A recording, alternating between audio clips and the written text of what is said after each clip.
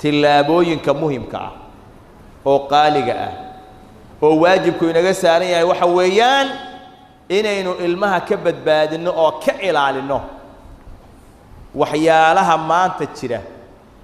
oo waxa weeyaan telefisyoonada guryaha la dhigay iyo dishka loo xiray internetyada moobeelada waxa lagu shubahayo aflaamta la fiirsanayo waxyaalaha ma taqaanaa maanta meel walba yaala inaynu kala dagaalanno ilmaha oo waxa ugu horeeya uu yahay dishka inta guriga la saaray telefisyoonka ilmihii wax walba ka fiirsanayaan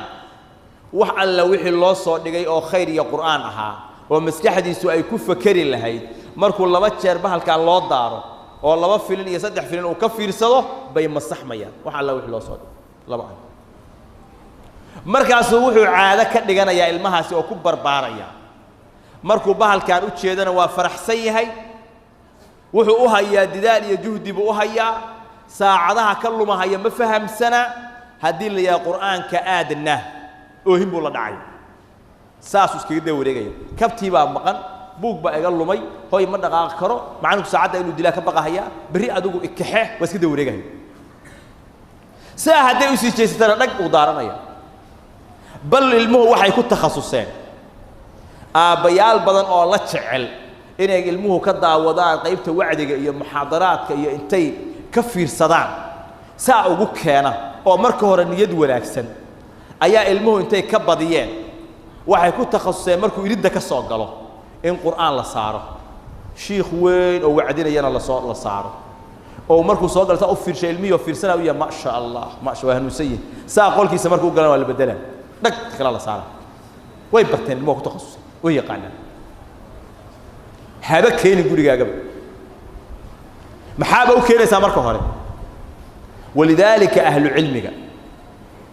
waxay ka hadleen oo fatwo ka soo saareen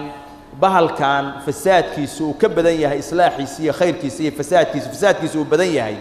guryaha in la dhigaa inay muxaram tahay waxayna ahlu cilmigu caddeeyeen qofkaasi inuu soo gelayo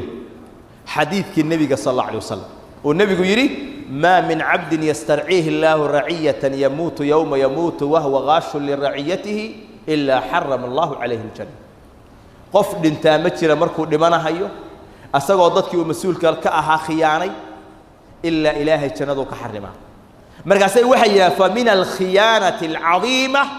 إدخال هذه الأجهزة على بيوته وحاكم إذا خيانة وين أو الميس خياني oo uu dayacay waxa kamida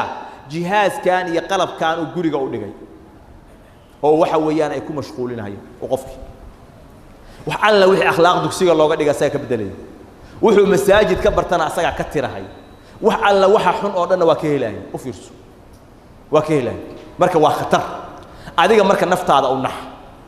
waxa lagu mamarsiiyooda derisku ka soo fiirsanaya hadaa u diida anigu ma istaagahayo waxaan ma deynayo uu yaacayaan maanta deris ka soo fiirsanaya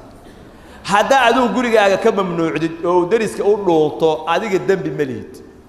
إلهي أكتي سوا بتبادس وهذا جهاز كان باطل كحرام تأو ماذا كين هادو درس كأجر لونطو يهادو ملك لونطو أو كصافير صلوا هرت النفط هذا أدو بتبادي وحكبت بادي ساعة قبل مركز اللي جوه اللي جوه يديو ويا عيادي اللي جوه بواد خيانة وحد كو خيانة أدا في السادية شو قبله مهلس وحي uu la qarsado iyo wuxuu meel kale la aado waxa weeyaan adiga amaam Allah kuma saarna laakiin tarabiyadoodii gacan ku hayntooda laga rabo